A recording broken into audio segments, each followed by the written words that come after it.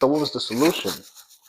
I learned this a little bit older after I started taking lessons, after I stopped taking lessons, actually at 25 years old, that is more so about the interpretational side of the music that matters. When you focus on the interpretational side of the music, you tend to now, when it's time to perform, not make as many mistakes. It's when you put that unnecessary pressure on yourself to play perfectly, that's when all the mistakes happen. Instead of just feeling and being present in the moment.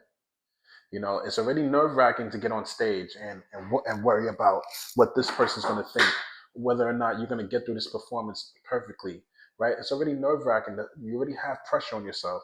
Why are you putting extra pressure on yourself to make sure that you hit everything perfectly? It's not possible. And I'll tell you why it's not possible, because none of us are or were alive when these composers made this music. Even though there's recordings of, let's say, Rachmaninoff, and I've said this in previous lives before, none of us in today's time plays his music exactly how he played it. No, it's all interpretation. When you start to realize and understand that it's more about interpretation, then you start to take the pressure off of yourself of trying to play perfectly, of trying to get other people's approval. Because at the end of the day, most people are, when you have your interpretation of music, most people are not going to agree with it.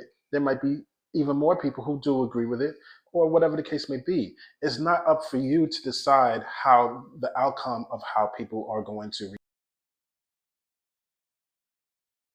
music, right? It's not your job. It's not your job to worry about that. It's not your job to worry about the interpretation of how people are going to perceive your interpretation.